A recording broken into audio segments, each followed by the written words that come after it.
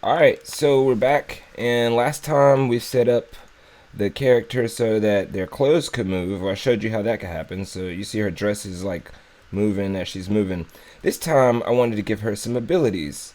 So we want to give her some abilities. The first ability that I was thinking was like a dash, like where she can just like turn invisible and dash and turn into some particles and end up like in another place. She won't be able to dash through walls. It's just like a real quick dash. So let's set that up. It's not that hard to set that up, but what we're going to do is we're going to make it fancy. So we're going to make it complex. So first things first, go into your character blueprint. So go into your blueprints folder and double click on your character. And we need to create a dash. So just like you have a sprint, a quick game, and all that stuff, we need to do the same for dash. So in edit project settings, project settings, then go to your input,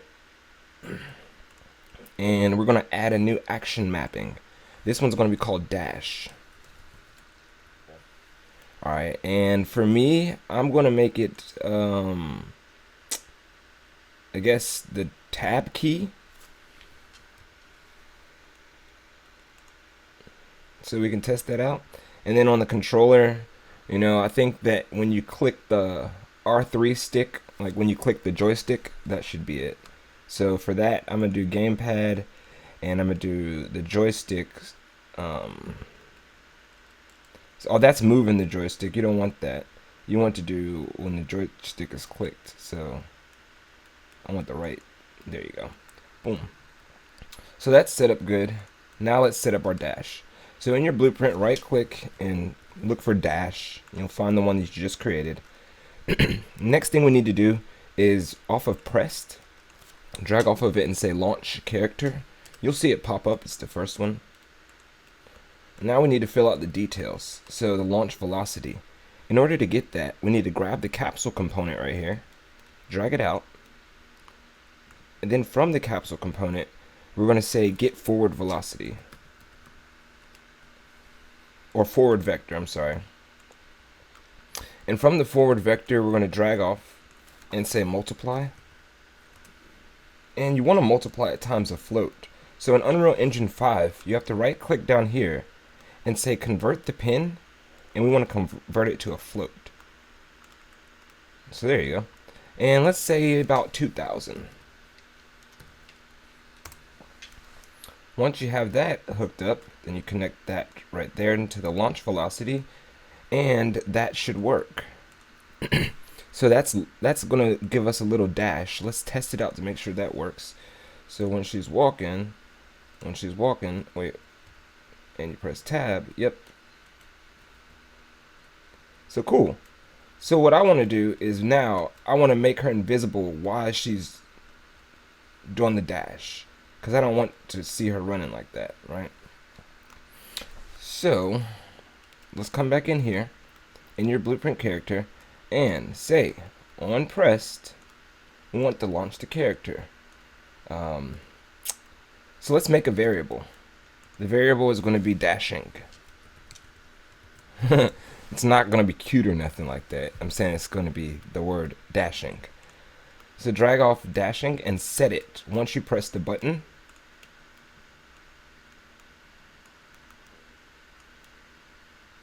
and we're going to set it to true. And then we're going to delay for like a little bit, just like it doesn't have to be that long. And then we're going to set that back to false. And the reason why we're doing that is so that we don't want her to be able to dash while she's dashing. So now we need to change her to be invisible. So grab the mesh component out, and we're going to say set visibility.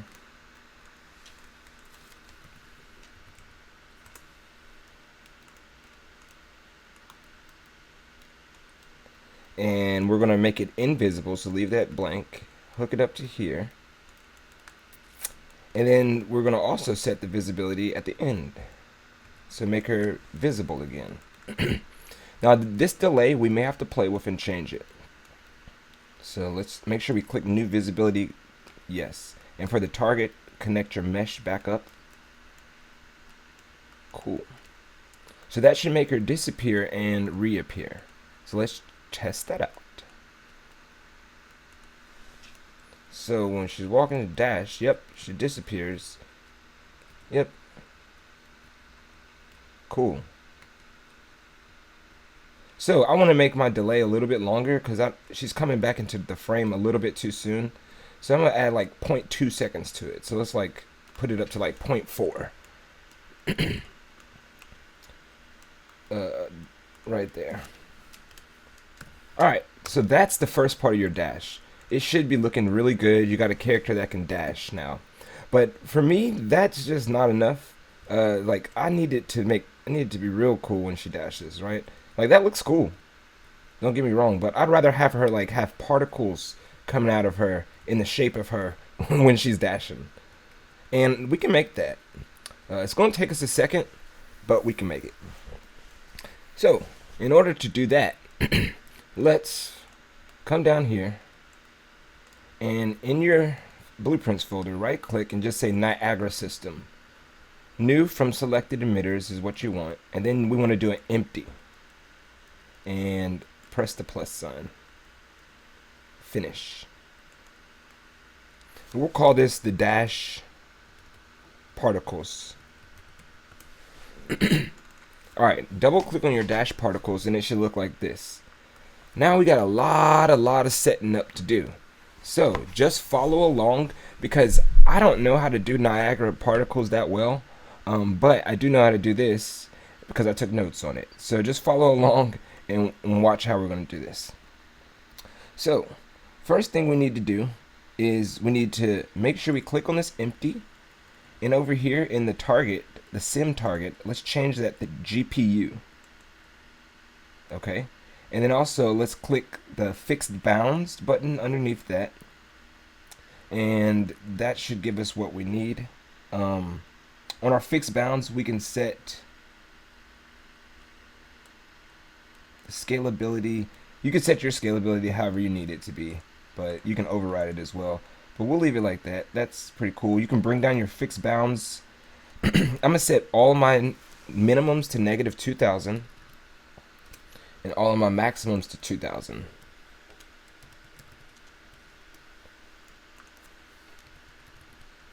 Alright, just follow along. Promise this is gonna be dope once we have it like looking cool. Alright, cool. Once you have that, let's click on like your empty right here, and where it says emitter update, there's a little plus sign, and what we want to do is click on that. Click on the plus sign and look for spawn rate, and it should come up right here. Spawn rate.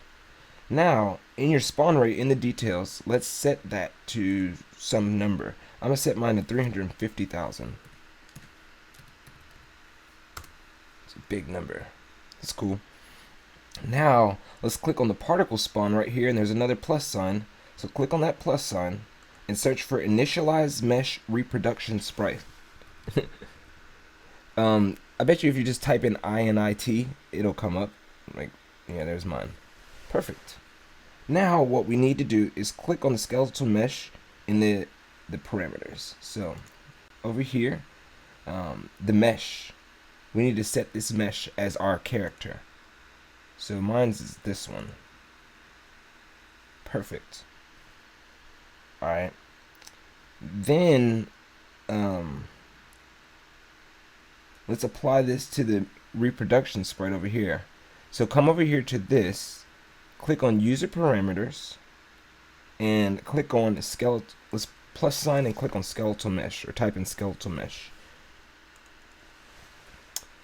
Now make sure that is correct as well. So make sure you set that mesh over here as well. Perfect. So now it's in the shape of our character. Alright. Alright, so now we need to click on particle size. So I believe it's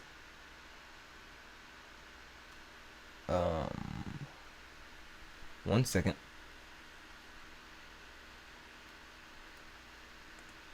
I think it's back over here.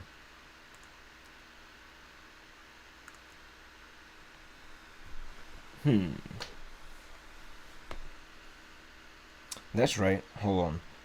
Click on the skeletal mesh and use the parameter to set the skeletal mesh.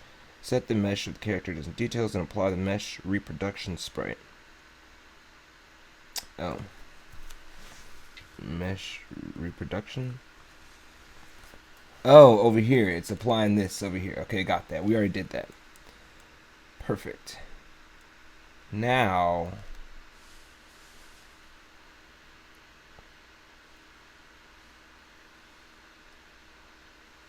there's in the particle spawn over here, there should be like a particle size. That's what we're looking for. I think it's in the there or in the update. I want to say it's in this initialize.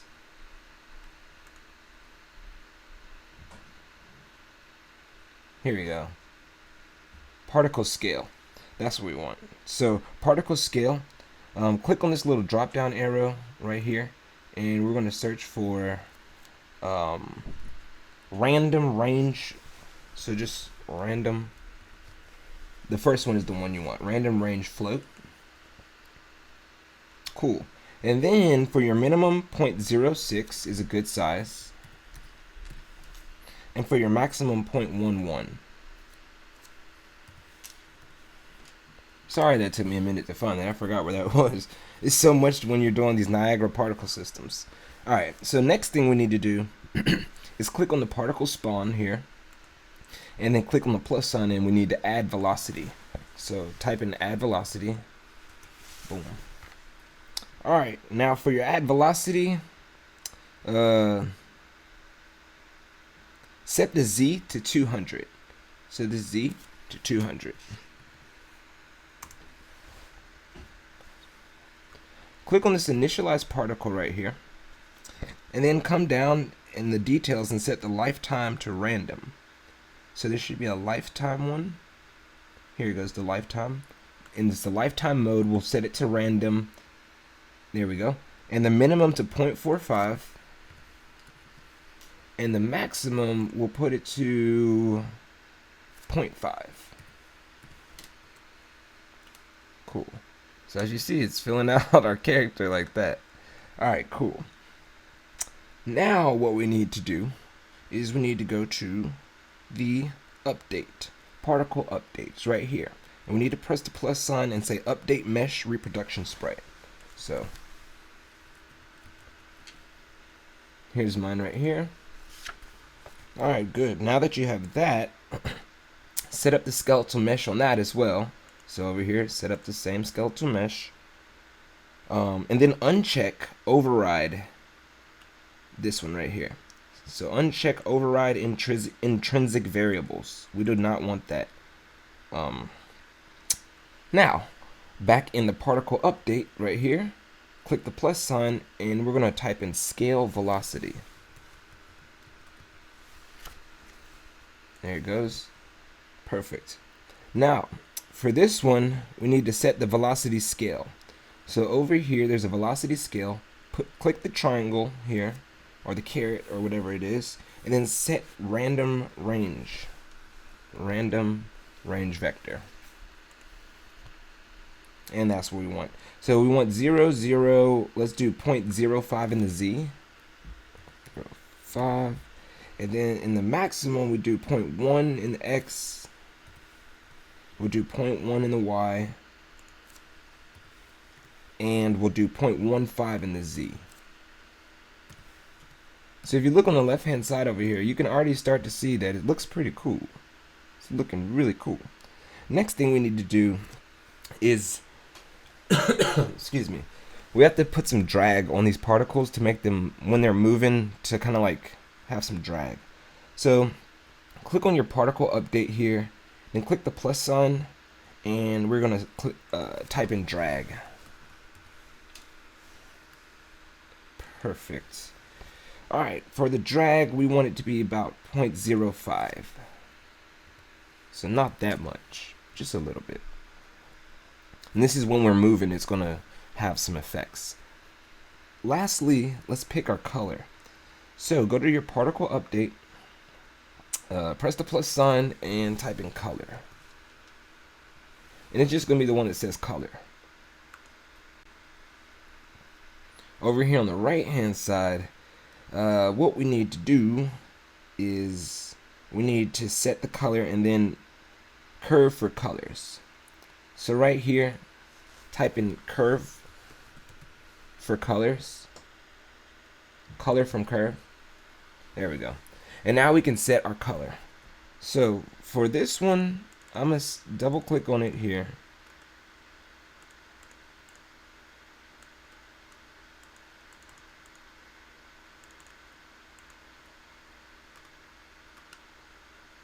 Or right click on it, I'm sorry, and say choose color. And I want hers to be like purplish when she does it. So I'm going to do purple, pinkish, magenta. That's cool. And it's a gradient, so kind of, you know, I want the other side of that gradient over here. So right click and choose color. I want that to be like, let's say bluish. So it'd be like purplish, bluish. Right. And for these down here, what you can do is right click and just set the opacity. I'm gonna set mine to 10, and on the right hand side, this one, I'll set it to 10. There we go. That's pretty good. I'll drag this back. You can drag it wherever you want to. Just get it right however you like it. But pretty much, that's our Niagara particle system. So you can save that, compile that. Make sure you save and compile, close it. We're almost done. Click back on your character, and in these components over here, we need to add a new one. So add a Niagara, if I could spell, there we go, Niagara particle system. Perfect. And now come in the right hand side in the details and choose the one that we just made. Ours is called dash particles. Compile, save, and go to your viewport, and you're going to see that she has those particles attached to her. But what we want to do to make it work right, while your Niagara is highlighted on the right hand side, scroll down, and you want to unclick visible. Compile, save, go into your event graph. Now with our dash, let's move it out a little bit because I'm going to need some more space. Okay. So when they press the dash button, we want those Niagara particles, so drag out your Niagara and drag off it and say set visibility.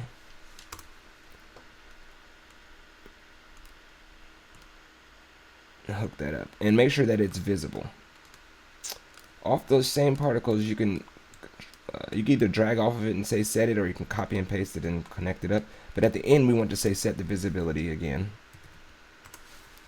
to false, and so leave it unchecked. So this way, when she is dashing, those particles should show.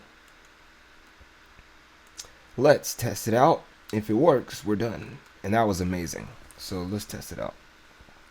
She's walking, dashing. Oh, sick. She turns into like mist. I'm going to set my dash a little bit less than 2,000 because, like, I don't think in these small... Whoa, that's sick. That's sick. Alright, so I'm done dashing around my level. You guys can have fun with that. In the next video, we'll give her another ability. And we'll make a reason for her to dash in the levels coming up. But we'll figure out all of her abilities first, and then we will set up the rest of our level and finish the game, put some polish on it. It's gonna be a cool series, guys. I hope you guys are following along, but that is it. I'm having too much fun with this dashing, but I'll see you guys in the next episode. Peace.